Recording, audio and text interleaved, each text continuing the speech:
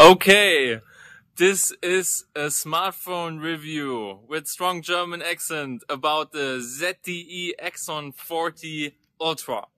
This smartphone has an invisible front camera sitting below the display, so you can't see it.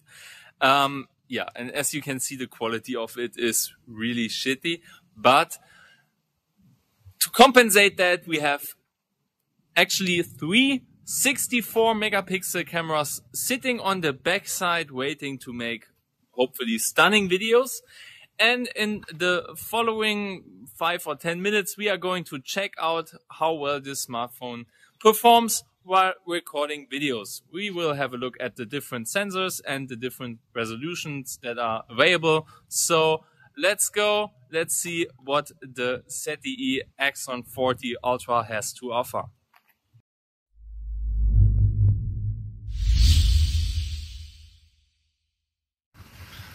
So this is a video recorded with the main camera with 4K resolution and 30 frames per second.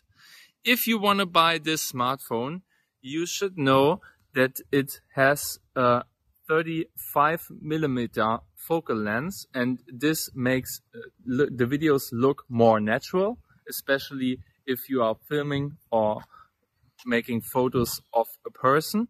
But there is also a pretty strong zoom on the main camera itself. So right now I'm standing here, and actually if I used another smartphone with the standard 23mm focal length, I would be standing about 2 or 3 meters right more over there to have the same angle on this video. So you should keep that in mind. It is a little bit different than normal smartphone cameras are regarding the zoom in your videos and photos, and also the measurements of everything.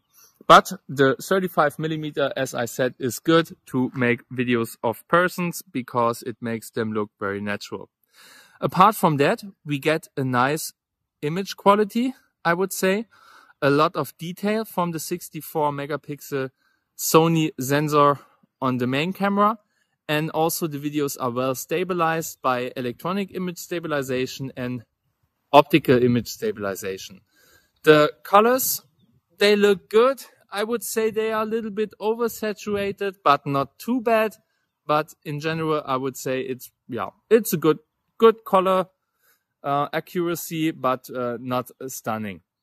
The contrast, I would say the same goes for the contrast. It's good, but it's not stunning. So the dark areas become a little bit less visible than on some other flagship smartphones, but in general, they are still visible in a nice way. And the quality, I would say, is sufficient. What's a little bit sad is that it's not possible to switch between the camera lenses while recording your video. This is something I would like to see, especially on a smartphone with 35mm focal length, because sometimes it's hard to film a person. I would have to place the person about 3 or 5 meters in front of me, and switching between the lenses while making the video would give us more flexibility.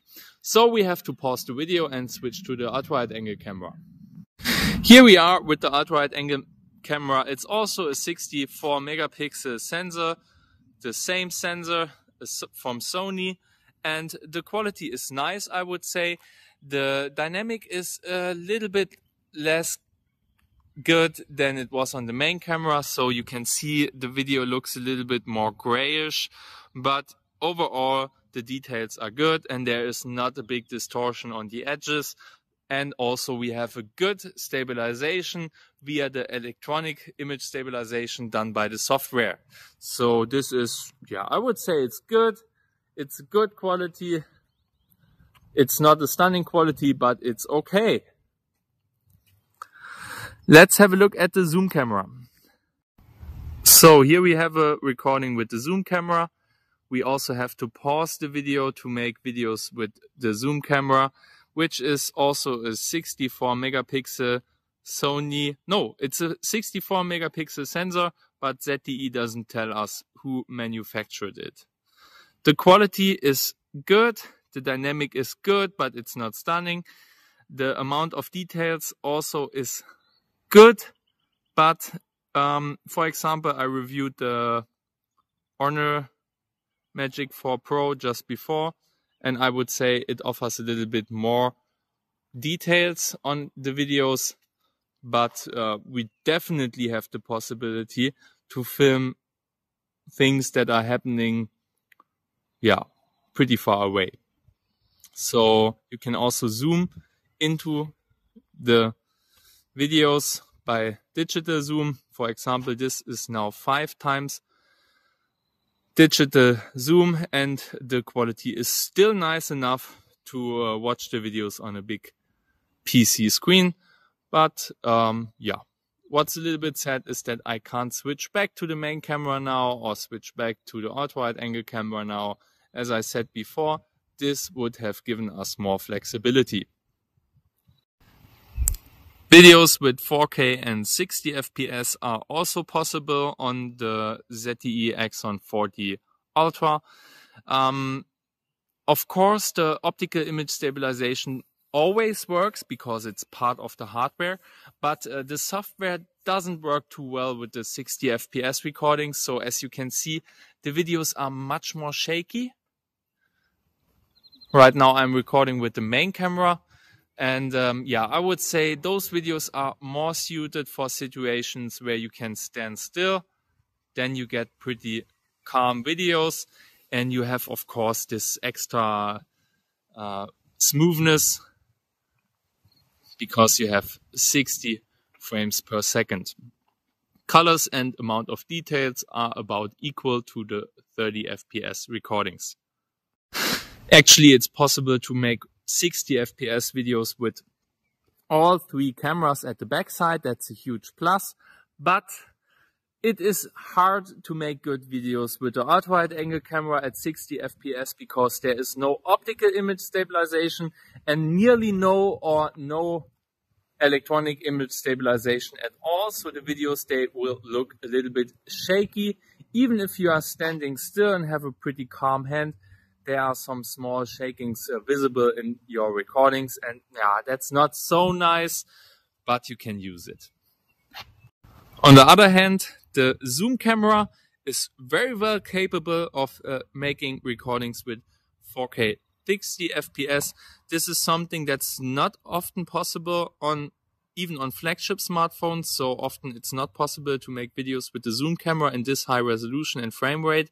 But here on the ZTE Axon 40 Ultra, it is possible. And also the videos look pretty calm because the optical image stabilization is working pretty well.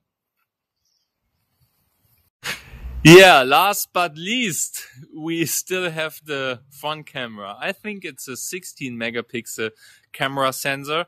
And as you can see, yeah, this quality is really trash. So it's worse than from a smartphone for, let's say, $50. The amount of details is not good. And especially the color reproduction is some mixture between grayish and oversaturated. I would say if you want a good selfie camera, don't buy this smartphone. But of course, if you want a smartphone with no visible front cam, then you can buy this smartphone. You just should not make videos and pictures with it. So let's get to a small verdict.